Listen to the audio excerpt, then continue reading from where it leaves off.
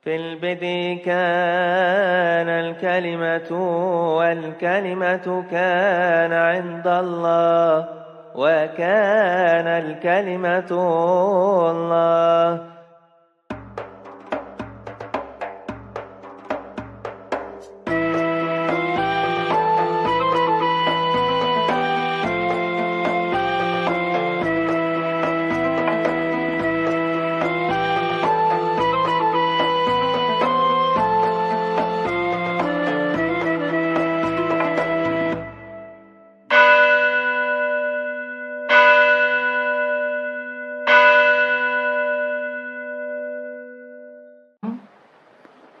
Lalu Lukas pasal 10 ayat 1. Kita baca Ibrani pasal 3 ayat 1.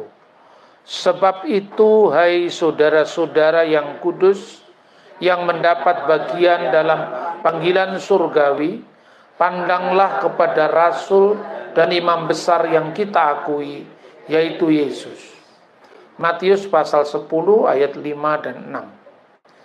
Ke-12 murid itu diutus oleh Yesus dan ia berpesan kepada mereka, janganlah kamu menyimpang ke jalan bangsa lain atau masuk ke dalam kota orang Samaria, melainkan pergilah kepada domba-domba yang hilang dari umat Israel. Lukas 10 ayat 1. Kemudian daripada itu Tuhan menunjuk 70 murid yang lain, lalu mengutus mereka berdua-dua mendahuluinya ke setiap kota dan tempat yang hendak dikunjunginya. Amin. Saudara-saudara yang terkasih di dalam Tuhan, di dalam Ibrani pasal 3 ayat 1 itu Yesus disebut Rasul dan Imam besar yang kita akui. Lalu di dalam Matius dan Lukas yang kita kutip tadi, Yesus yang disebut Rasul itu mengutus 12 Rasul dan 70 murid. Nah, tanpa memahami konteks, akar budaya dan sejarah Israel, kita akan kadang-kadang bingung. Pertama, ketika iman Kristen banyak diteror oleh saudara-saudara polemikus Muslim yang mengukur iman Kristen dari ukuran mereka, dan kita mau-mau saja meladeninya, padahal kita tidak tahu perbedaan konteks antara dua agama yang sangat berbeda.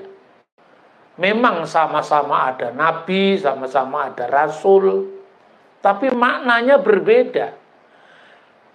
Definisi saja belum sama, bagaimana kita mau menyamanyamakan dalam sebuah perdebatan.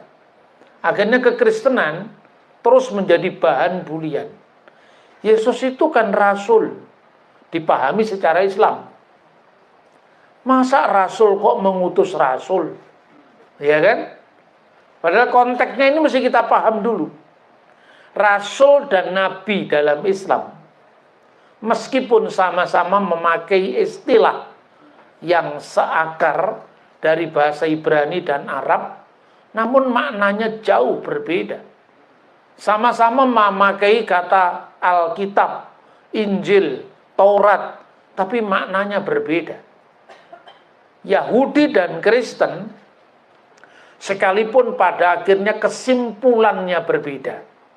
Kesimpulan dalam apa? Dalam penggenapan nubuat-nubuat Taurat dan kitab para nabi. Kita orang Kristen percaya bahwa semuanya sudah fulfillment, sudah genap, digenapi di dalam Yesus Kristus sebagai Yeshua HaMashiach, sang penyelamat itu. Tapi Yahudi masih menunggu Mesias mereka. Namun istilah-istilah, paham pewahjuan, kitab yang dijadikan rujukan sama, yaitu Perjanjian Lama. Sementara Islam tidak. Islam mengenal yang namanya Taurat, tapi bukan Taurat yang kita miliki ini. Taurat yang kita miliki ini dari kitab Bereshit, Elesemot, Wajikra, Bamidbar, sampai Elehadivarim. Kitab Kejadian, Keluaran, Imamat, Bilangan, Ulangan, itu sama dengan Tauratnya Yahudi. Begitu juga kitab Nabi-Nabi. Seluruh perjanjian lama Kristen itu kitab Tanakh-nya Yahudi. Tanakh itu singkatan dari Torah, Nevim, Ketubim. Hanya penggenapannya yang orang Yahudi menolaknya dalam Yesus. Karena itu mereka menolak perjanjian baru. Tapi perjanjian lamanya sama. Kalau Islam definisi wahyunya beda. Taurat itu kitab yang diturunkan kepada Nabi Musa.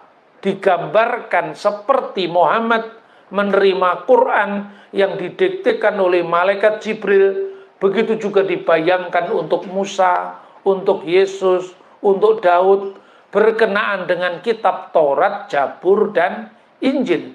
Padahal tidak seperti itu. Misalnya paham Yahudi tentang pewahyuan. Dibra Torah Kileson Bene Adam. Taurat itu berbicara kepada kita dalam bahasa manusia. Maka ketika orang Yahudi melihat, maka matilah Musa di sana. Ulangan pasal 34 ayat 5. Tidak bingung. Sementara orang Muslim yang mengukur dari ukurannya tadi, mengejek kita dan mengatakan, loh katanya Taurat ditulis oleh Musa. Masa Musa menulis kematiannya sendiri? Karena mereka membayangkan Taurat itu kitab yang turun didiktekan malaikat kepada Musa. Padahal tidak ada pandangan seperti itu. Dalam pandangan Yahudi, Taurat berbicara dalam bahasa manusia. Karena itu yang nulis kematian Musa itu bukan Musa. Yang nulis Yosua. Sebelum Musa meninggal, Musa menumpangkan tangannya atas Yosua.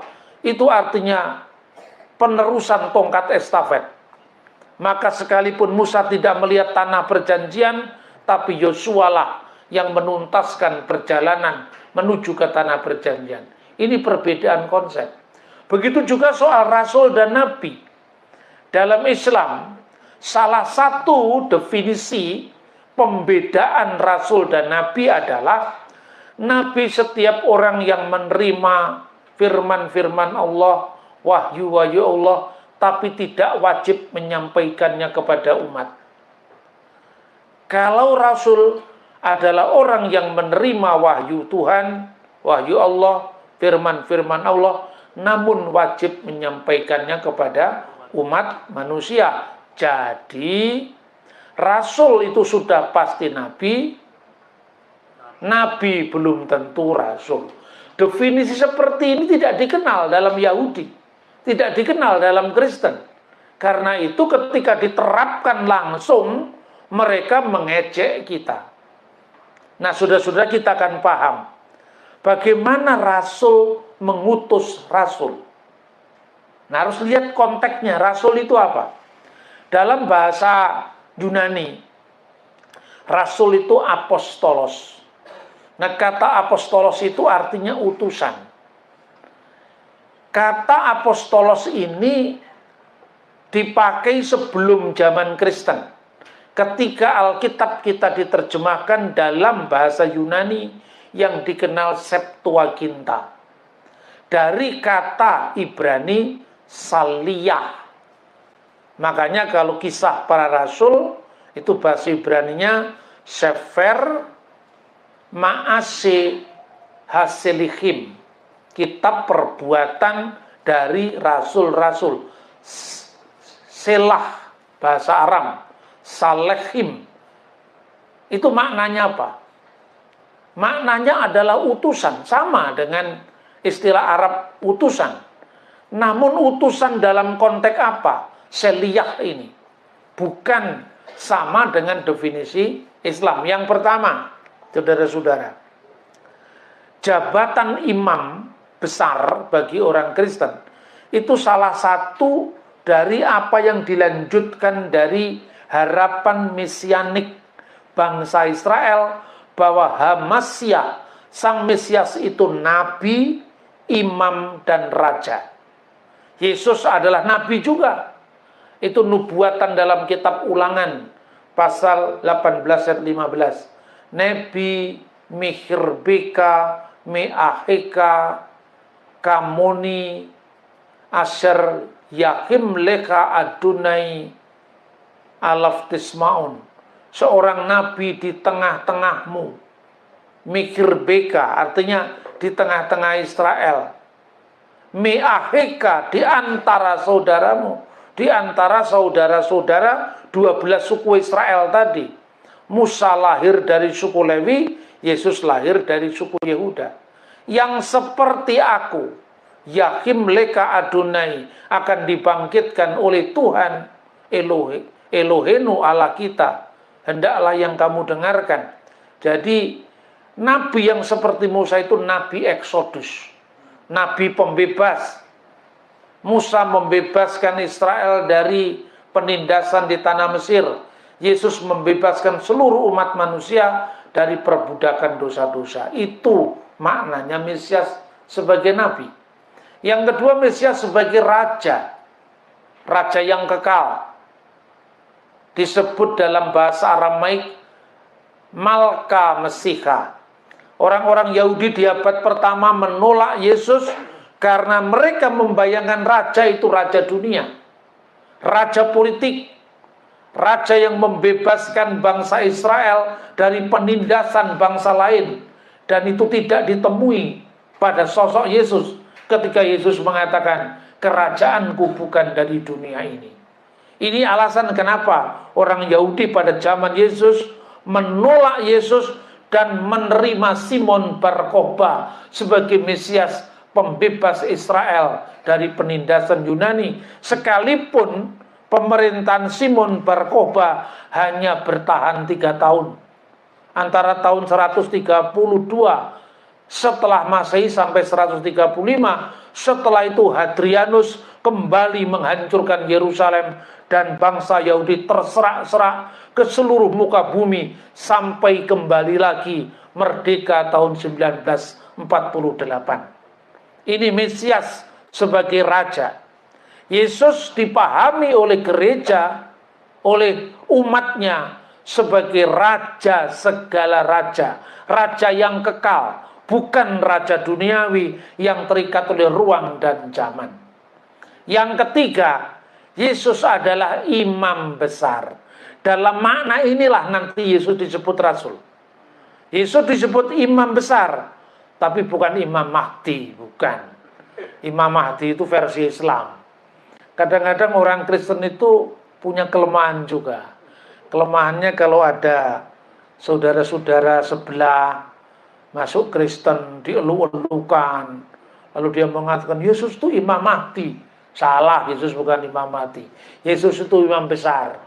Imam Mahdi itu beda konsep dengan imam besar. Imam Mahdi itu setinggi apapun, dia hanya petunjuk jalan, bukan sang jalan. Sebesar apapun Imam Mahdi itu akan bekerja dengan hakim yang adil, mengalahkan Dajjal. Tapi ujung-ujungnya juga beda. Setelah mengalahkan Dajjal, tugas yang lain membunuh babi. Kalau di Kristen tidak ada Imam Mahdi membunuh babi, iya kan? Atau hakim yang adil membunuh babi dan memecahkan salib, itu tidak ada. Jadi artinya jangan sampai iman Kristen itu gara-gara minder atau terus diserang, kita menyamakan dengan agama lain. Konsep Imam Mahdi itu bukan imam besar. Imam besar itu Kohen Hagadol, bahasa Ibraninya. Kalau di dalam Alkitab terjemahan bahasa Arab yang saya pegang ini, keren kan Alkitab saya? Ini disebut Rois Kahina. Jadi Rois Kahin, Kahin itu Kohen. Jadi Rasul Warais Kahinati, yaitu Tuhan Yesus. Kenapa Yesus disebut rasul? Pertama sekarang, jawaban pertama, kenapa rasul kok mengutus rasul gitu kan? Yesus disebut Hasaliyah. sang rasul, satu-satunya rasul. Dan murid-muridnya disebut salihim, rasul-rasul, kata jamak. Kenapa? Rasulnya Yesus jumlahnya 12. Itu bukan kebetulan. Karena gereja itu Israel baru.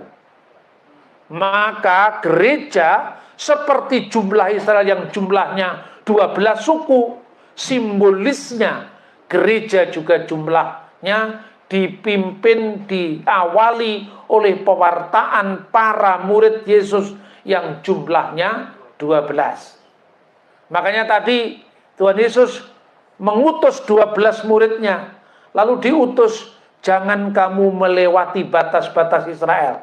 Jangan kamu menyeberang ke Samaria. Karena apa? Prioritas 12 rasul itu 12 suku Israel dahulu. Dahulu bukan berarti hanya Israel. Aku diutus untuk domba yang sesat dari umat Israel. Itu prioritas pertama. Lalu yang kedua, Yesus mengutus 70 murid. Di dalam Lukas pasal 70 ayat 1. Anda cari, jangan kamu menyimpang ke jalan orang Samaria, tidak ada di situ. Karena 70 murid itu pertama menggambarkan para tua-tua Israel yang jumlahnya juga 70. Kita bisa membacanya pada Alkitab ya, pada Bilangan pasal 11 ayat 16. Lalu berfirmanlah Tuhan kepada Musa, kumpulkanlah di hadapanku dari antara para tua-tua Israel 70 orang yang kau ketahui menjadi tua-tua bangsa dan mengatur pasukannya. Kemudian bawalah mereka ke kemah pertemuan supaya mereka berdiri di sana bersama-sama dengan engkau.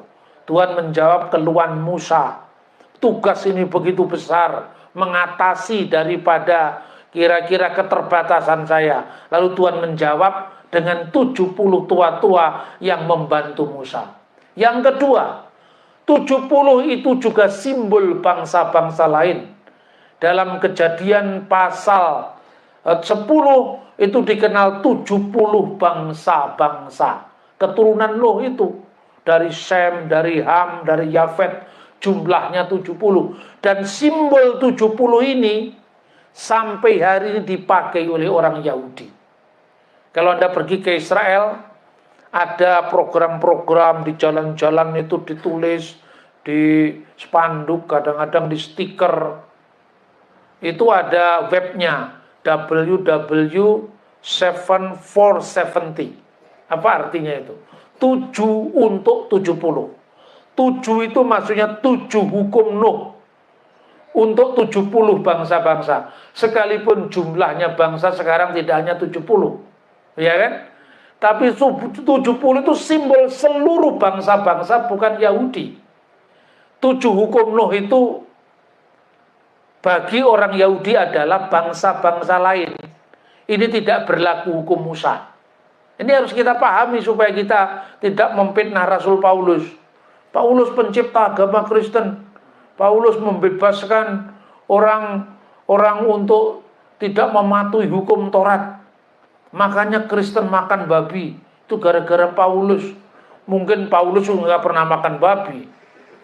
Disalahin Paulus, kasihan kan? Ya, karena memang sejak dulu hukum Taurat tidak pernah berlaku untuk orang bukan Yahudi.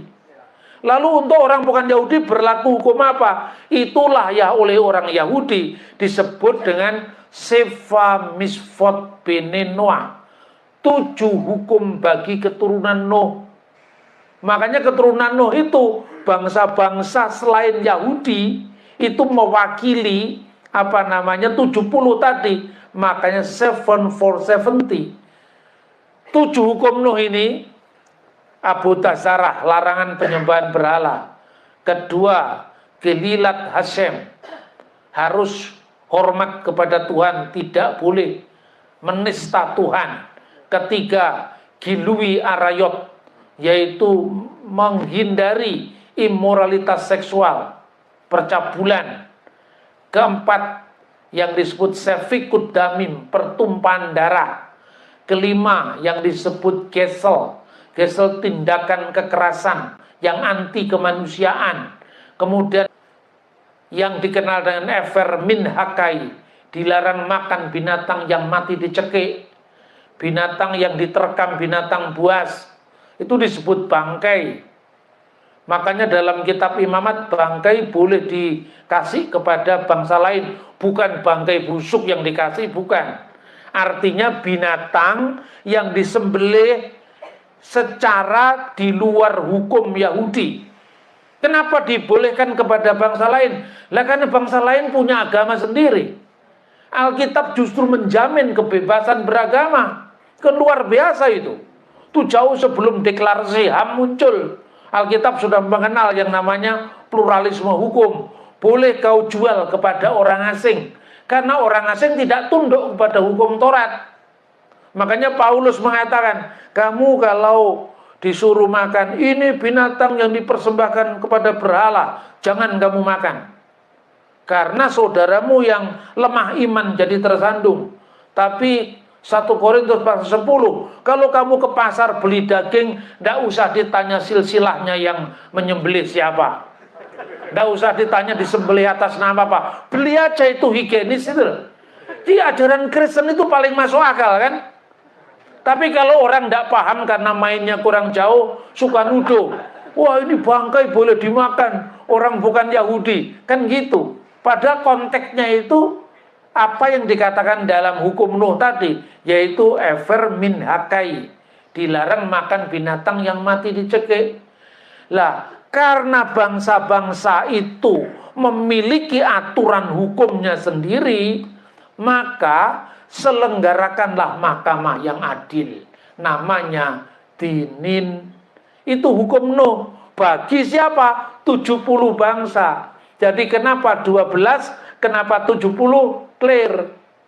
Nah sekarang imam besar perjanjian lama itu mesti keturunan Lewi, ya kan?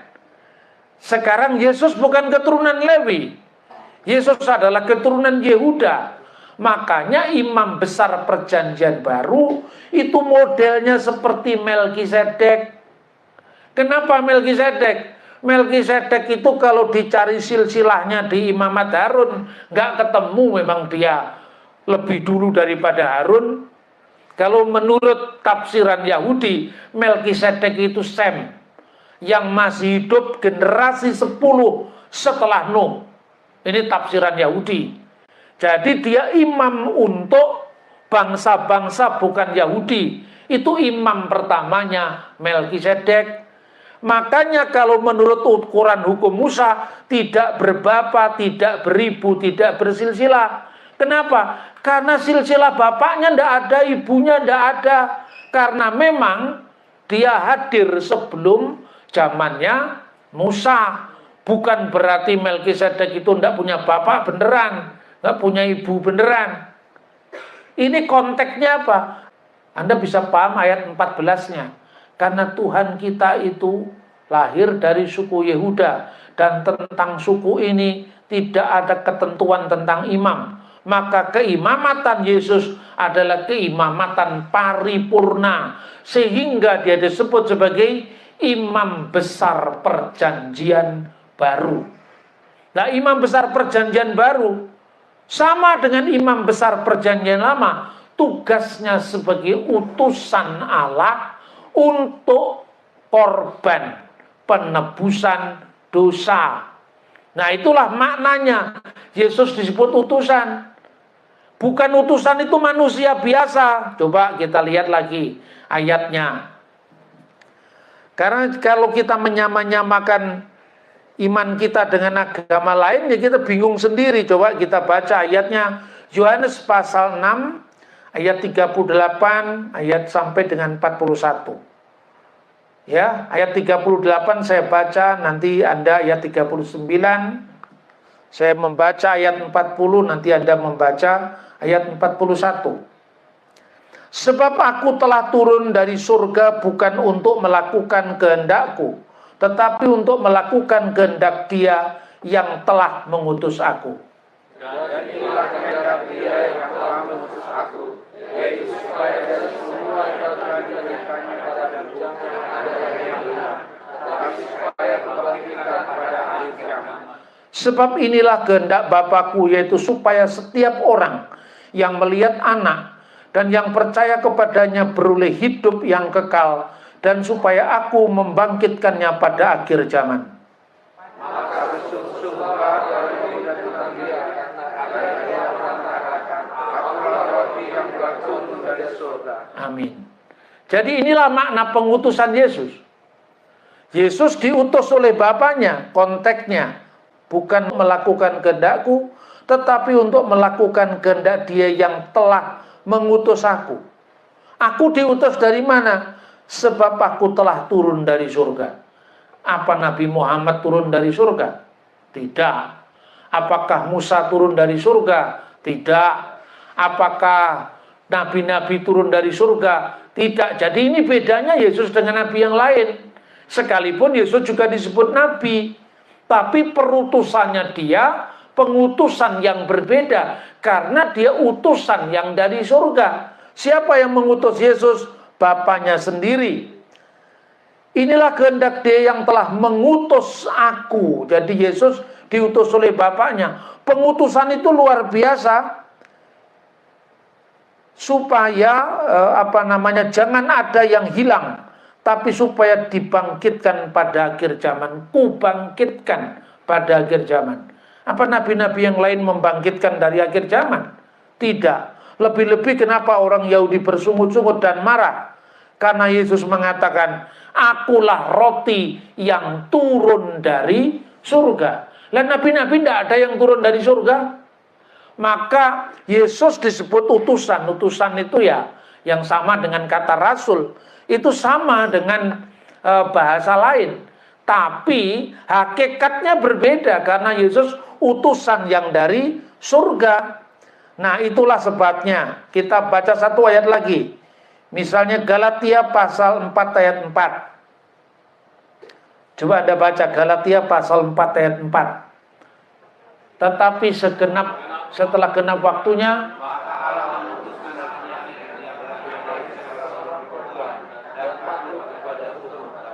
apakah nabi-nabi anaknya? Kan bukan, ya kan? Hanya Yesus yang adalah anaknya yang tunggal. Setelah genap waktunya. Di dalam bahasa Arab itu terjemahan ya, sama-sama terjemahan. Walakin lama ja'a mil'ud zaman. Setelah genap zamannya. Setelah tamma, setelah sempurna zamannya. Arsalallahu. Arsala itu nantinya masdarnya rasul. Telah diutuslah oleh Allah, arsalallahu abnahu, putranya. Nah, nabi-nabi kan bukan putra Allah dalam pengertian putra tunggal, ya kan? Daud disebut anak, iya, tapi bukan anak dalam pengertian dia firman yang menjadi manusia. Hanya Yesus yang disebut monogenes theos, anak Allah yang tunggal. Lalu anak ini dilahirkan, tapi sebelumnya sudah ada.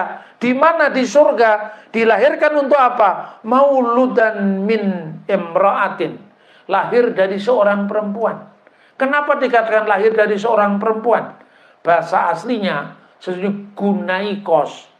Kenapa disebut gunaikos? Penggenapan dari Kejadian pasal 3:15. Keturunan perempuan ini akan meremukkan kepala ular.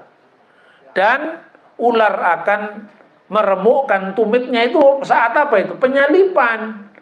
Makanya perempuan di sini maknanya adalah penggenapan dari Kejadian pasal 3 ayat 15. Lah untuk apa dia datang dilahirkan oleh perempuan? Mauludan tahta namus. Dia dilahirkan untuk tunduk pada hukum Taurat. Makanya Yesus disunat umur 8 hari. Karena untuk memenuhi Taurat. Tapi 8 hari ini yang disebut Brit Milah. Sunat perjanjian. Usianya 8 hari. Kami lebih setia pada ajaran Yesus karena kami disunat. Orang Kristen tidak disunat, kan itu kan? Kamu disunat umur berapa, bro? Umur 12 tahun, gak ada hubungannya dengan Abraham. harus 8 hari. Yesus disunat 8 hari. Paulus yang mereka maki-maki disunat umur 8 hari.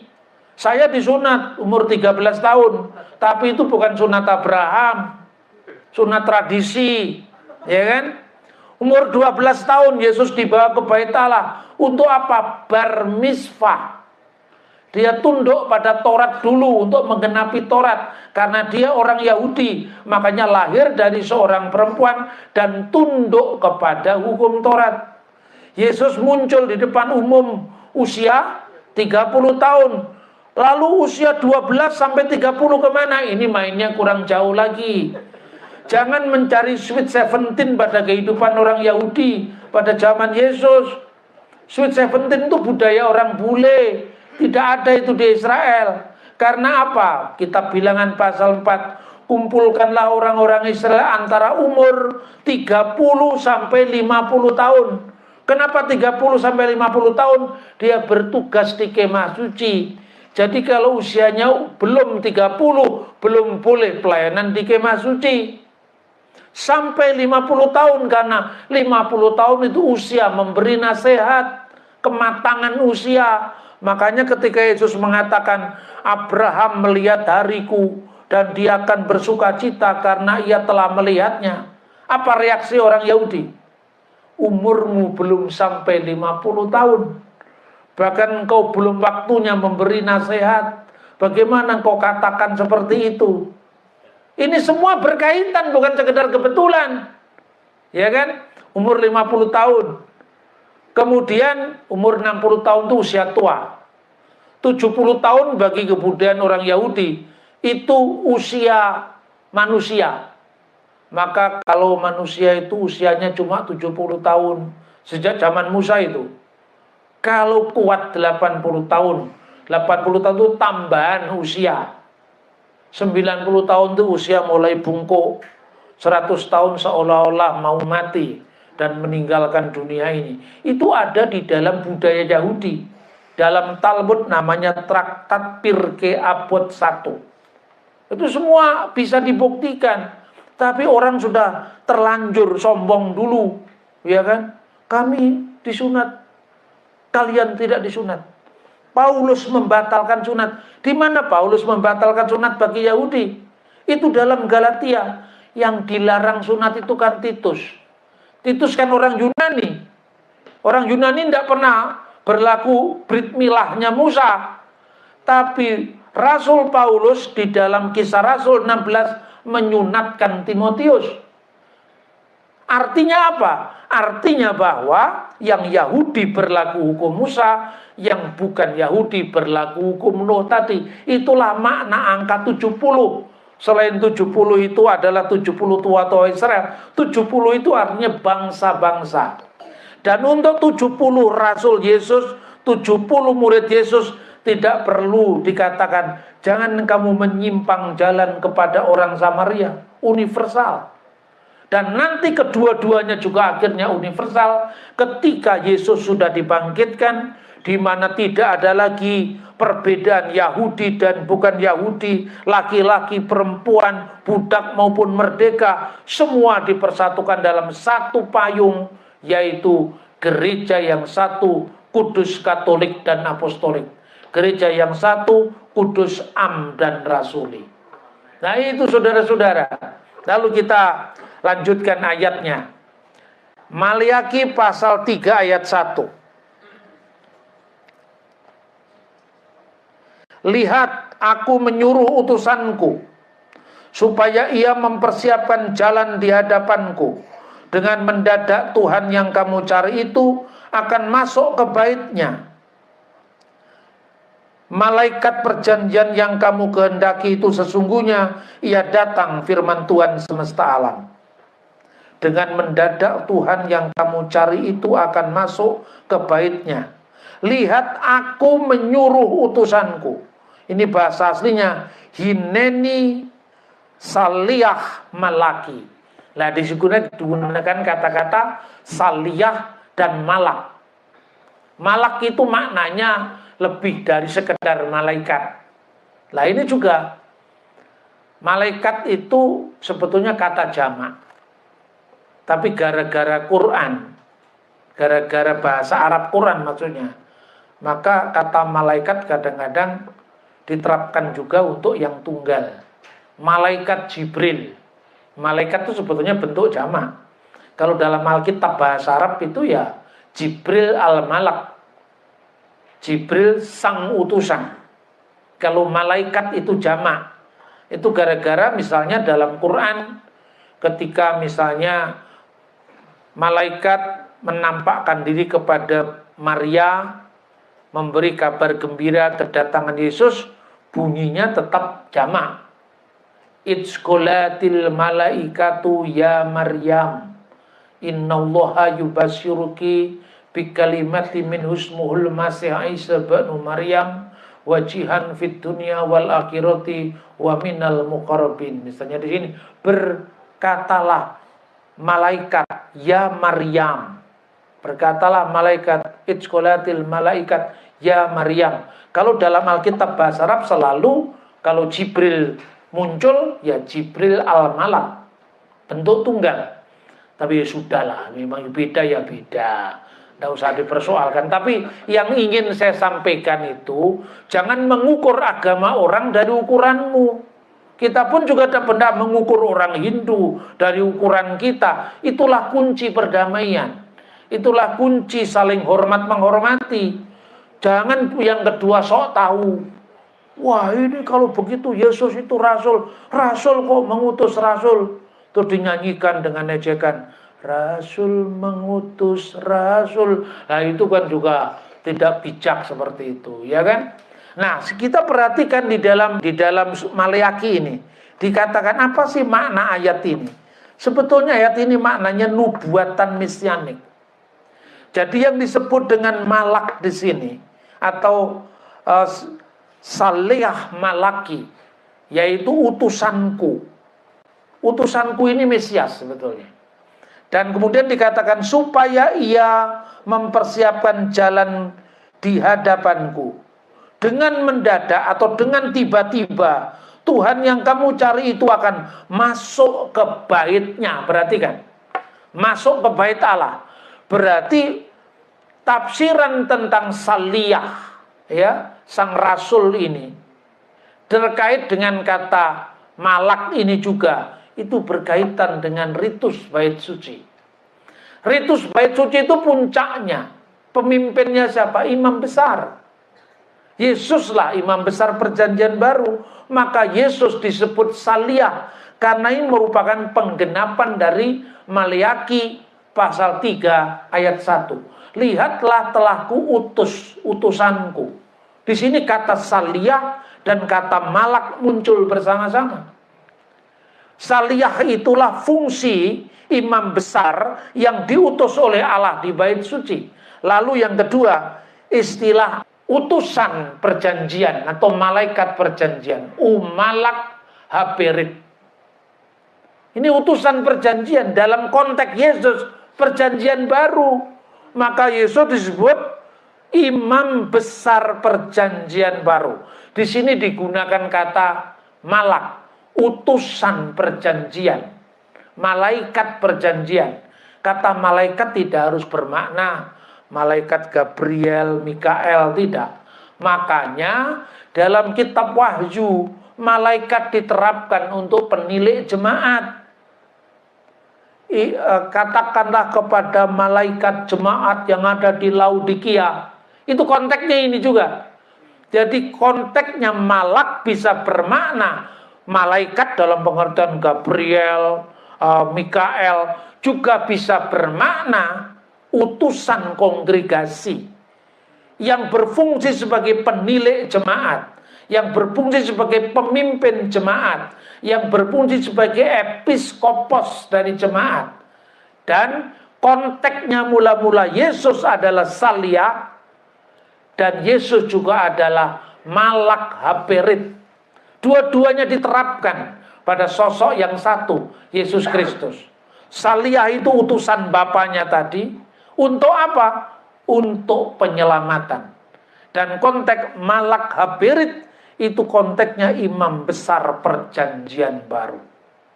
Itulah maknanya Yesus disebut rasul. Bukan rasul dalam makna seorang yang menerima wahyu Allah dan wajib menyampaikannya kepada umat manusia. Ini rasul versi Islam. Tidak ada kaitannya dengan rasul dalam iman Kristen. Dan Yahudi pun juga, karena dalam Yudaisme ini akarnya kekristenan. Soal kemudian orang Yahudi modern tidak percaya atau belum percaya, ya kita doakan saja dan kita jelaskan. Secara teologis, Kristen tidak pernah ngarang-ngarang. Ini penggenapan dari perjanjian lama. Seluruh yang kita imani itu bukan sesuatu yang kita reka-reka sesuai dengan keinginan kita, tidak. Tapi bisa kita buktikan by data. Ini maknanya kenapa Yesus disebut sebagai imam besar perjanjian baru. Dalam kaitan itu kenapa Yesus disebut rasul. Lalu kenapa mengutus rasul? Ya rasul yang utama sebagai imam besar itu kan punya asisten-asisten yang mewakili 12 suku. Lah diasisteni oleh 70 murid tadi. Seperti Musa diasisteni oleh 70 tua-tua. Semuanya berkaitan satu sama lain. Jadi ingat, ketika Alkitab mengatakan Rasul Yesus 12, itu bukan kebetulan. Itu punya makna penggenapan. Ketika Alkitab mengatakan Yesus mengutus 70 rasul, itu juga bukan kebetulan. Itu makna penggenapan dan juga jangkauan universal Injil untuk bangsa-bangsa yang lain selain bangsa Israel.